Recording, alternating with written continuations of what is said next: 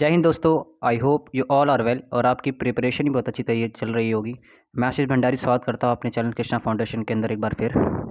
सो ये वीडियो और बहुत ही स्पेशल होने वाला है क्योंकि इस वीडियो के अंदर मैं अनाउंसमेंट करने वाला हूँ अपने न्यू बैचेस के लिए। ठीक है, न्यू बैचेस के लिए, जी हाँ, न्यू बैचेस के लिए जो भी students class 11th and 12th के और जिनके पास आर्ट्स या ह्यूमैनिटीज़ है और जिनके पास हिस्ट्री है ह्यूमैनिटीज़ के अंदर, तो ये जो अनाउंसमेंट है उनके होने वाली है। ठीक है, तो वीडियो को पूरा देखिएगा, एंड तक ही देखिएगा और हो सके तो पूरा वीडियो देखिएगा और मुझे लगता 120% ये वीडियो आपको पसंद आने वाला है। सबसे पहले जानना ये ज़रूरी है कि अनाउंसमेंट है क्या। अनाउंसमेंट ये है कि history class 11th and 12th की जो न्यू बैचेस है वो स्टार्ट हो चुके हैं। ठीक है, और इस बैच की सबसे बड़ी खास बात ये क्या है कि ये जो बैच होने वाला है पूरा का पूरा ऑनलाइन मोड होने वाला है। ठीक है, और जिसने मेरे साथ कभी पहले पढ़ा है, चाहे दिल्ली में पढ़ा है या फिर यूपी में मुझसे पढ़ा है, तो उनको पता है मैं कैसे पढ़ाता हूँ। ठीक है, बेसिकली हम इस वीडियो के अंदर क्लास 11th और 12th की हिस्ट्री के सिलेबस की पूरा डिस्कशन करने वाले हैं, कौन कौन सा सिलेबस है और क्या क्या इसमें है। ठीक है, तो वीडियो को पूरा देखिएगा। Let's start the video. तो सबसे पहले आपको जानना ही ज़रूरी है कि आपके जो सिलेबस है उसमें क्या क्या कौन कौन सी यूनिट्स आने आने वाली है। अगर आपको अपना सिलेबस पता है तो आप इजीली आप कवर करके एग्जाम में बैठ के कॉन्फिडेंटली आंसर राइटिंग कर सकते हैं, अच्छा अच्छा उत्तर लिख सकते हैं। सबसे पहले बात कर लेते हैं क्लास 11th के सिलेबस के लिए। ये आपकी 11th क्लास के लिए जो ये बुक्स हैं, ये आपको सामने दिख रही होगी। ये आपकी इंग्लिश में बुक है, ठीक है, और ये आपकी इंग्लिश में बुक है, ये आपकी हिंदी में बुक है। ठीक है, विश्व इतिहास के कुछ विषय और थीम हिंदी वर्ल्ड हिस्ट्री। तो 11th क्लास में पढ़ने वाले वर्ल्ड हिस्ट्री के बारे में। ठीक है, पूरा सिलेबस पढ़ने वाले हैं, आराम से पढ़ेंगे। अब देखते हैं आपका सिलेबस कौन कौन सा है। सबसे पहले सिलेबस को देख लेते हैं हिंदी में। ठीक है, सबसे पहले जो आपका होने वाला है इंट्रोडक्शन होने वाला है, आपको दिख रहा होगा प्रारंभिक समाज कालक्रम 6 लाख वर्ष ईसा पूर्व से 1 लाख वर्ष ईसा पूर्व में। सो अभी हम जब क्लास स्टार्ट करेंगे अपनी हमारी पहली जब क्लास होने वाली है उसमें आपको बताऊंगा बीसी का मतलब क्या होता है, बीसीई का मतलब क्या होता है, एडी का मतलब क्या होता है, इतिहास में कालक्रम का निर्धारण कैसे होता है, स्रोत क्या होते हैं, प्रातात्विक स्रोत क्या होते हैं। ठीक है, उनके बारे में आराम से स्टडी करेंगे, पूरे डीपली स्टडी करेंगे आराम आराम से। ठीक है, जो आपका सेकंड चैप्टर है उसमें लेखन कला और शहरी जीवन। ठीक है, लेखन कला और शहरी जीवन मतलब कि जब लेखन कला की शुरुआत है और शहरी जीवन कैसा था। ठीक है, आप समझते हैं। यूनिट 2 में हम पढ़ने वाले हैं साम्राज्य के बारे में। ठीक है, अब इसमें अब इसका कालक्रम क्या है। इसका जो कालक्रम होने वाला है 1000 ईसा पूर्व से 1300 ईस्वी। ठीक है, अब इसके अंदर हम पढ़ेंगे 3 महाद्वीपों में फैला साम्राज्य। ठीक है, अब 3 महाराज महाद्वीपों में साम्राज्य कौन सा था। ठीक है, उनके बारे में समझेंगे। यायावर साम्राज्य। ठीक है, अब यूनिट 3 में पढ़ने वाले हैं हम बदलती परंपराएं। बदलती परंपराएं कालक्रम 3 लगभग 1300 से 1700 के बीच में क्या परिवर्तन आ रहा था, मतलब कि धीरे धीरे करके हम क्या कर रहे हैं, एक 6 लाख साल से पहले की बात से शुरू हुए थे और अब कहाँ पर आ चुके हैं हम 1300 से 1700 ईसा पूर्व के बीच में। ठीक है, हम इसमें पढ़ेंगे 3 वर्ग 3 क्लासेस के बारे में पढ़ेंगे हम। ठीक है, बदलती हुई सांस्कृतिक परंपराएं। और यूनिट जो 4 रहने वाली है वो आपकी होने वाली है आधुनिकरण की ओर। ठीक है, मतलब कि हम पढ़ेंगे मॉडर्नाइजेशन। शुरू धीरे धीरे जो जीवन था वो मॉडर्न होने लग गया था। ठीक है, बहुत से परिवर्तन आ रहा था लोगों के रहने में, सोचने में, विचारों में। तो उस उन परिवर्तनों को समझेंगे। जो कालखंड होने वाला है 1700 से 2000 के बीच में क्या परिवर्तन आया। ठीक है, अब इसमें कौन कौन सी चैप्टर्स है, इसमें आपका है यूनिट 4 के अंदर मूल निवासियों का विस्थापन। मूल निवासियों का विस्थापन, आधुनिकरण के रास्ते। ठीक है ना, और जो थर्ड इसका चैप्टर होने वाला है बहुविकल्पी प्रश्न, जिसके जितने भी पूरे चैप्टर हमने कराए हैं उसको हम सॉल्व करेंगे एमसीक्यूज़ के थ्रू। ठीक है, और जो लास्ट इसमें सबसे एंड में यूनिट होने वाली है वो होने वाली है आपकी आपकी मैप। मैप बहुत इंपॉर्टेंट है। मैप 5 नंबर का मैप आता है, आपको पता ही होगा, चाहे सीबीएसई बोर्ड की बात करूँ चाहे मैं यूपी बोर्ड की बात करूँ। अब हिंदी मीडियम के लिए तो आपका हो गया, आप समझते हैं इंग्लिश मीडियम के लिए क्या कौन से चैप्टर्स होने वाले हैं। ठीक है, introduction to the world history section A में पढ़ेंगे अर्ली सोसाइटी, जिसके अंदर पहला इंट्रोडक्शन पार्ट पढ़ेंगे, writing and the cities life. आपका उसके सेक्शन ए के अंदर 2 चैप्टर है आपके, writing and the city life. ठीक है, एंड इंट्रोडक्शन। बी में पढ़ने वाले हैं हम एम्पायर्स। एम्पायर कौन कौन से थे आपके। ठीक है, इसमें पहला होगा इंट्रोडक्शन। ठीक है, हम पढ़ेंगे, दूसरा पढ़ेंगे एम्पायर अक्रॉस द 3 कॉन्टिनेंट्स, मतलब 3 महाद्वीपों में फैला साम्राज्य। और तीसरा पढ़ने वाले हम नोमीडिक एम्पायर के बारे में पढ़ेंगे, यायावर साम्राज्य जिसको बोला जा करते थे। ठीक है, यूनिट सी जो होने वाली है आपकी, सेक्शन सी जो होने वाला है उसमें पढ़ेंगे चेंजिंग ट्रेडिशंस, मतलब कि परंपरा और संस्कृति में क्या परिवर्तन आ रहा था। इसमें इसका पहला चैप्टर होना है इंट्रोडक्शन। इंट्रोडक्शन तो पढ़ना जरूरी है। ठीक है, सेकंड में आएगा आपका 3 ऑर्डर्स, तीन वर्ग के बारे में पढ़ेंगे। ठीक है, अब उसका थर्ड चैप्टर है आपका चेंजिंग कल्चर एंड ट्रेडिशन। सामने आपको देख सकते हैं, आपको स्लाइड दिख रही होगी। अब सेक्शन डी में क्या है? सेक्शन डी जो आपकी वो होने वाला है पाथ टू दी मॉडर्नाइजेशन। ठीक है, मॉडर्नाइजेशन के बारे में पढ़ने वाले हैं हम। ठीक है, इंट्रोडक्शन, इसी तरह से सेकंड यूनिट सेकंड चैप्टर होगा उसका displacing indigenous people and path to modernisation. और लास्ट में सबसे होने वाला आपका map works related to theme times. ठीक है, ठीक है, ये आपकी जो बुक्स है 11th क्लास की होने वाली है। आपकी पहली वाली जो आपको लेफ्ट साइड में दिख रही है वो आपकी world history, theme in world history, और क्या कहते हैं सेकंड हिंदी में आपका विश्व इतिहास के कुछ विषय। इसलिए बता रहा हूँ कि आपको आगे जाके समझ पर क्या कहते हैं ऐसा ना लगे कि आप इसको देखा नहीं है। आप समझते हैं क्लास 12th के बारे में। ठीक है, क्लास 12th का सिलेबस पढ़ने वाले हैं हम इन हिंदी। आप इसको समझने से पहले आपको एक चीज़ समझनी पड़ेगी कि क्या कि जो क्लास 12th का जो सिलेबस है वो आपको तीन बुक है इसकी। ठीक है, पार्ट 1, पार्ट ए, मतलब part 1, part 2, part 3। Part A में आपका एंशिएंट इंडिया के बारे में पढ़ेंगे। ठीक है इसमें, और पार्ट बी के बारे में हम एंशिएंट इंडिया में हम क्या क्या पढ़ने वाले हैं वो समझ लेते हैं। जैसे कि आपका ईंट, मनके और अस्थियाँ, जिसमें हम हड़प्पा सभ्यता के बारे में पढ़ने वाले हैं। हड़प्पा सभ्यता, जी हाँ, हड़प्पा सभ्यता के बारे में कहा जाता है कि हड़प्पा सभ्यता की खोज से पहले जो हमारा कालक्रम था, इतिहास की जानकारी जब से हमें समझ है कि हम हाँ इतिहास हमारा कहाँ तक जाता है, वो पहले वैदिक काल तक था, 1500 से 1000 ईसा पूर्व के मध्य। जैसी हड़प्पा सभ्यता का खोज हुई, ठीक है, तो क्या हुआ, ये कालक्रम जो था वो कम से कम 2700 साल पहले पीछे पहुंच गया, 3600 साल पहले पहुंच गया। सोचो, इसका मतलब ये है कि भारतीय इतिहास जो है बहुत पुराना है। ठीक है, यहाँ पे जो निवासी थे बहुत पुराने थे। ठीक है, बहुत क्या कहते हैं समझदार थे, विकसित थे। उनकी अगर आपने देखा हो जब हम हड़प्पा सभ्यता पढ़ेंगे तो उसके अंदर हम जाने कि हड़प्पा सभ्यता के लोग किस तरीके से, किस तरह के घरों में रहा करते थे, किस तरह के उन्होंने अपने आप को विकसित किया। ठीक है, उन्होंने नगर नियोजन प्रणाली उनकी कैसी थी, ग्रिड पद्धति थी। ठीक है ना, और उनके आवास कैसे थे। ठीक है ना, उनके आस्थाओं के बारे में हम पढ़ेंगे। ठीक है, ये था राजा। सेकंड चैप्टर जो आपका होने वाला है एंशिएंट इंडिया के अंदर, ये होने वाला है आपका राजा, किसान और नगर। इसमें आर्यमिक राज्य और अर्थव्यवस्थाओं के बारे में पढ़ेंगे। इस चैप्टर के अंदर पढ़ने वाले हैं बेसिकली आपका 600 ईसा पूर्व से 600 ईस्वी के बीच में। मतलब कि जब महाजनपद काल जिसको बताता है, महाजनपद काल अर्थात जब महाजनपदों का पहले जन आया, फिर जन से क्या आया, ग्राम। सबसे पहले परिवार की सबसे छोटी इकाई होती है परिवार, उसके बाद ग्राम, ग्राम के बाद क्या आता है आपका जन, जन के बाद जनपद, और जनपद से भी बड़ा क्या होता है महाजनपद। जिस तरीके से आपका क्या होता है, एक छोटा छोटा शहर होता है, गली होती है, गली से क्या बनता है मोहल्ला, मोहल्ले से क्या बनता है एक क्या कहते हैं एरिया बनता है, एरिया से क्या बनता है एरिया, बहुत सारे एरिया मिल जाएगा तो क्या बन जाएगा एक पूरा जिला बन जाएगा, बन जाएगा नहीं बन जाएगा। उसी तरीके से प्रारंभिक इतिहास को समझने के लिए हम क्या करते हैं, महाजनपद काल जो था बहुत ही इंपॉर्टेंट था। ठीक है, आरंभिक राज्य कैसे थे और अर्थव्यवस्थाएं कैसी थी उनके बारे में समझेंगे। ठीक है, अब पढ़ने वाले थर्ड चैप्टर में पढ़ने वाले हम बंधुत्व जाति वर्ग आरंभिक संवाद तक। कब से 600 ईसा पूर्व से 600 ईस्वी के मध्य तक, जब का जो मानव था, इंसान था, वो किस तरीके से रहा करता था, उनके रिश्ते कैसे जुड़े हुए थे। मतलब कि हम बात करने वाले हैं अब यहाँ पर महाभारत काल की, महाभारत के बारे में पढ़ेंगे, महाभारत काव्य के बारे में वो पढ़ेंगे हम। ठीक है, रामायण के बारे में पढ़ेंगे, रामायण में कितने श्लोक थे, और अब इसमें इनके बारे में क्या विशेषता है उनको समझेंगे। ठीक है, जाति कैसी थी, वर्ग कैसे था, समाज किस किन भागों में बटा हुआ था। ठीक है, जो आपका ब्राह्मण हो गया, क्षत्रिय हो गया, शूद्र हो गया, वैश्य। ठीक है, चौथा पढ़ेंगे हम प्रारंभिक सॉरी विचारक विश्वास और इमारतें। विचारक विश्वास और इमारतें का मतलब क्या है, सांस्कृतिक विकास के बारे में पढ़ेंगे हम, पढ़ेंगे इसके अंदर।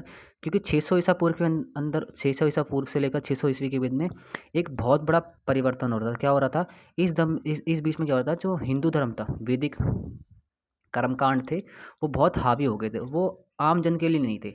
जो संपन्न वर्ग है वही इसको क्रियान्वित कर सकता है। यज्ञ करना, अश्वमेध करना, राजसूयुग करना, ये हर किसी के बस के नहीं था। ठीक है ना, अब इसको संपन्न कराने के लिए आपको एक ऐसे व्यक्ति की जरूरत होती थी जो प्रतिष्ठित हो, जिनके पास धन संपत्ति सब हो, लेकिन हर व्यक्ति नहीं कर सकता था।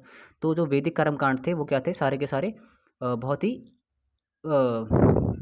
बहुत ही एक्सपेंसिव जिसको बोल सकते हो। ठीक है ना, अब धीरे धीरे क्या हुआ, लोगों का इन कर्म कांडों से मोह मोह भंग होना शुरू हो गया। क्योंकि अब क्या हुआ कि लोग जानने लग गए कि उनको ऐसा महसूस होने लग गया, मैं नहीं कह रहा हूँ, जिस हिसाब से मैंने पढ़ा उस हिसाब से सबसे बता रहा हूँ, लोगों को महसूस होने लग गया था कि जो हिंदू, देखो हर धर्म के अंदर बुराइयाँ होती है, हर धर्म के अंदर अच्छाइयाँ होती है। ठीक है ना, हर जैसे कि भारतीय धर्म के, अगर हिंदू धर्म की देखो तो एक बुराइयाँ थी, ऐसी बात नहीं है, और धीरे धीरे करके उसमें सुधार भी हुआ, जैसे सती प्रथा उन्मूलन हुआ। ठीक है। जातिवाद था, ये बहुत पे था। अब धीरे-धीरे करके संविधान का विकास हुआ तो उन्हें अनुच्छेदों के माध्यम से उसको हटा दिया गया है, ठीक है। तो हम पढ़ेंगे इसके विचारक, विश्वास और इमारतें, मतलब कि हम पढ़ने वाले हैं क्या इसके अंदर, बौद्ध धर्म। तो जैसे-जैसे हिंदू धर्म, मतलब कि वैदिक धर्म का पतन हो रहा था, उसी तरीके से उसी उसके साथ-साथ बौद्ध धर्म, जैन धर्म का उत्थान हो रहा था। क्यों हो रहा था? ये जो धर्म थे ना, इन्होंने हर इंसान को अपने आप पास लिया, ठीक है। कोई बात नहीं, ये इंट्रोडक्शन वीडियो है, ठीक है।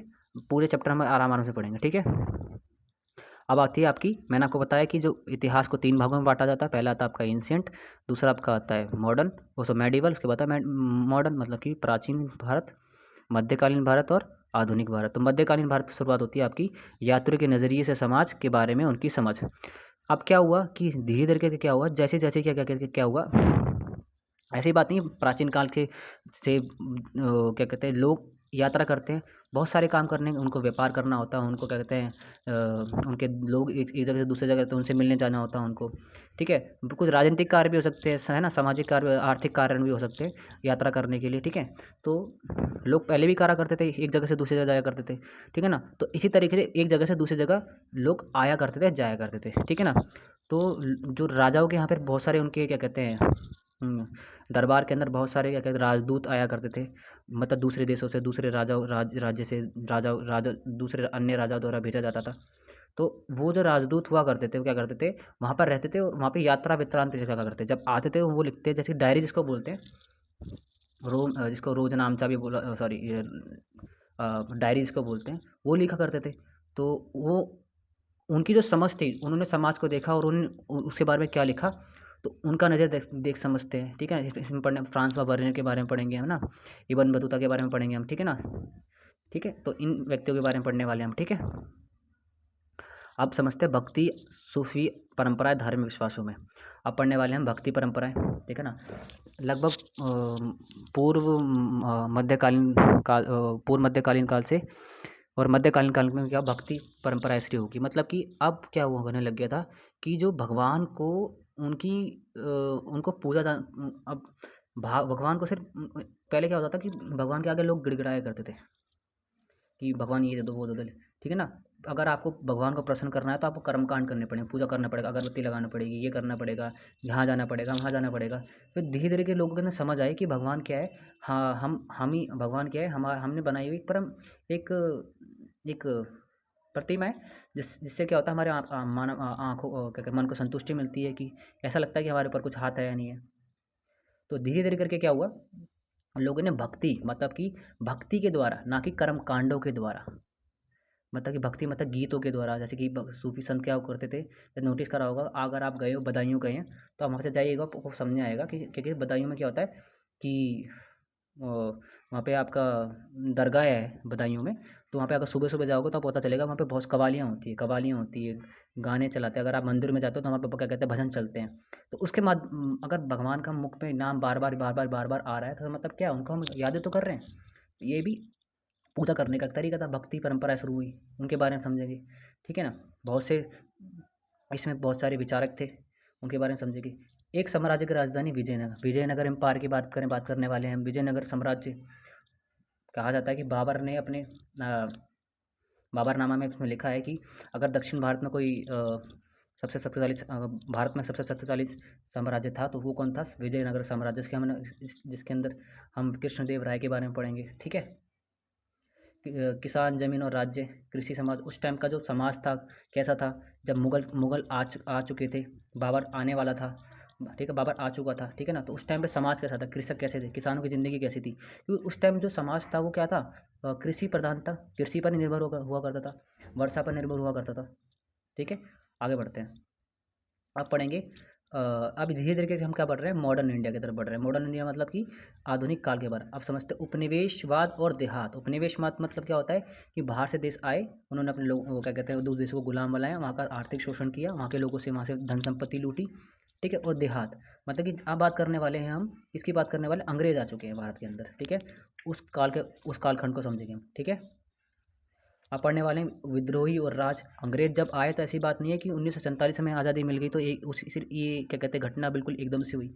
उससे पहले भी बहुत सारे आंदोलन चलाए गए, चाहे आपका क्या कहते हैं 1857 का विद्रोह, ठीक है, बहुत सारे मोपला विद्रोह और क्या कहते हैं, बहुत सारे सैनिक विद्रोह हुआ करते थे अंग्रेजों के खिलाफ समय, लेकिन उनको दबा दिया करता था। उसी तरीके से एक विद्रोह हुआ था 1857 का विद्रोह, ठीक है, उसको भी क्या कहते हैं अंग्रेजों ने दबा दिया। लेकिन कहा जाता है कि भारत का सबसे पहले स्वतंत्रता संग्राम किसको बोला जाता है?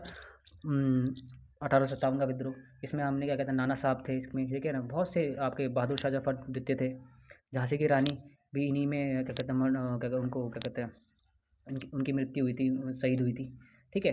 अब पढ़ेंगे हम महात्मा गांधी और राष्ट्रीय आंदोलन, ठीक है ना।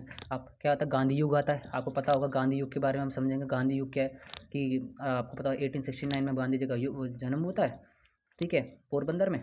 तो और क्या कहते हैं पता ही है आपको कि पेशे से वो वकील थे और उन्होंने अपनी जो प्रैक्टिस थी वकालत की, उन्होंने अफ्रीका में जाकर की प्रैक्टिस की थी।